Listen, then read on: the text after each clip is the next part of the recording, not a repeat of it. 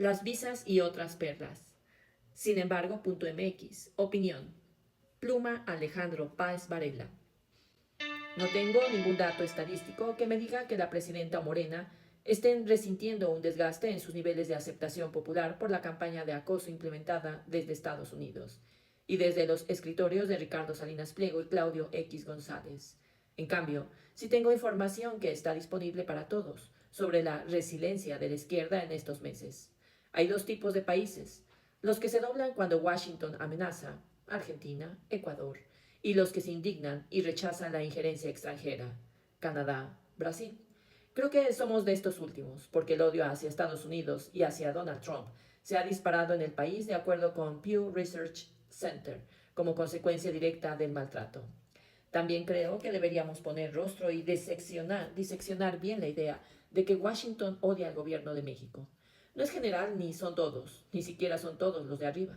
No estoy autorizado para dar detalles, debido a que mi fuente fue extremadamente cuidadosa cuando me lo contó. Pero Claudia Sheinbaum y Trump tuvieron un gran encuentro cuando ella visitó Nueva York y Nueva Jersey el pasado 19 de julio del 2026. Hay un momento donde Mark Carney se ve imprudente, tratando de hablarle al oído del presidente de Estados Unidos. Hay otro momento donde Felipe VI de España le recomienda a Pedro Sánchez salir del palco, desaparecer. Hay uno más donde Melania confía un par de datos a Sheinbaum y hay un momento donde Trump le pregunta a su homóloga mexicana, ¿con cuál corbata me veo mejor?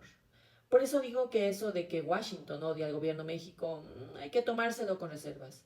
No digo que el odio no exista, digo que no viene de la Casa Blanca como un todo, como si se siente, digamos, con el gobierno de Canadá. Insisto, habría que ponerle rostro y diseccionarlo para entenderlo mejor. Marco Rubio sigue las líneas generales. Cuba es su obsesión, pero quiere que se le reconozca la campaña de derechización de Latinoamérica. Será interesante ver qué hace después del 4 de octubre próximo, si Lula se impone en una primera vuelta.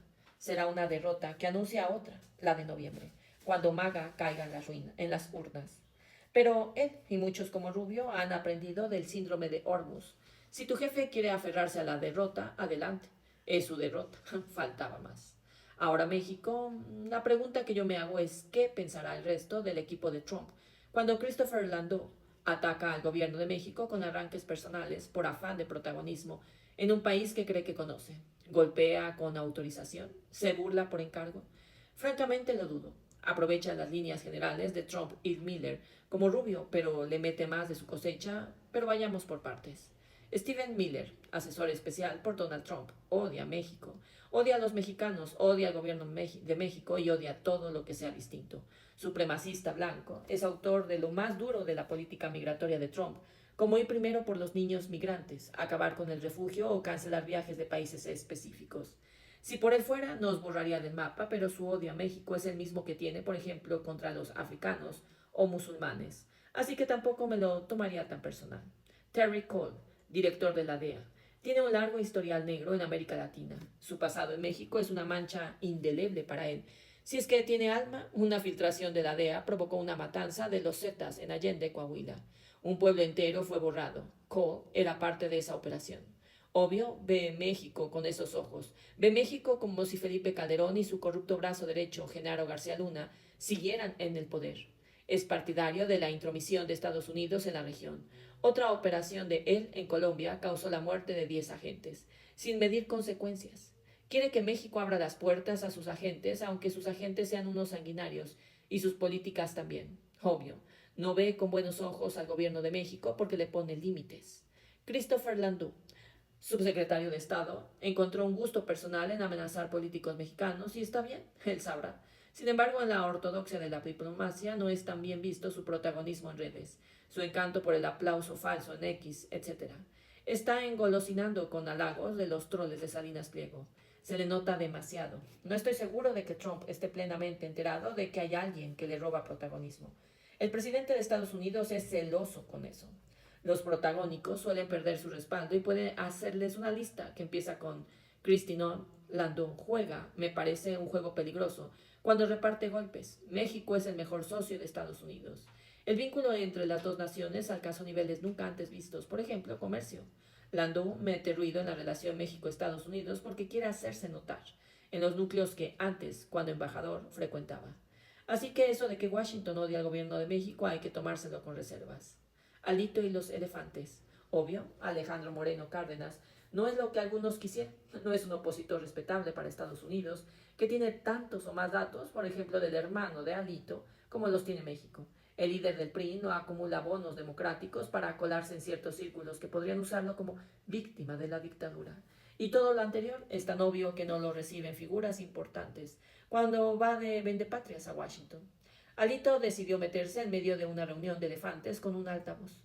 Quieren que lo note, tener voz entre ellos para negociar, como ya lo hizo, si sus actos de corrupción lo alcanzan. Pero cualquier movimiento de cola de cualquiera de los elefantes, incluso un movimiento involuntario, lo aplastará. Algunos acá le dan estatus de gran opositor. No creo que lo sea. Se creció por las malas artes de ciertos personajes de la 4T que le extendieron el pasaporte de impunidad. Pero no es quien creen que es. Ahora se ha crecido. No para competirle a Morena, ni mucho menos. Se ha crecido en la oposición, porque su discurso de narcoestado y narcolotro jala a los radicales, sobre todo en X. Y sí, ha crecido mientras Jorge Romero se derrumba. Me da risa que Alito, personaje de historieta, salido de una sensacional de Cantineros, sea para muchos viejos periodistas un defensor de la libertad de expresión. Ja, ja, ja. Cierro paréntesis. El PRI se ganará 2 o 3 puntos en 2027 y los perderá el PAN. Me lo dicen los promedios de encuestas, pero eso no significa que este vendepatrias, que se disputa el lugar más indigno con Lili Telles y Ricardo Salinas Pliego, vayan a prosperar. Su destino es la cárcel. Ya veremos si la 4T se atreve, pero su destino está ahí. Y ya veremos si la izquierda tiene la capacidad para procesarlo sin mucho ruido. Narco esto y narco lo otro. Llamar a alguien narco dejó de ser una acusación grave para convertirse en una simple ofensa. Narco es un adjetivo más. Puedes llamar a alguien estúpido o lo llamas narco. Podrías calificarlo de corrupto, ignorante, cómplice, impostor, mentecato. Mejor lo llamas narco.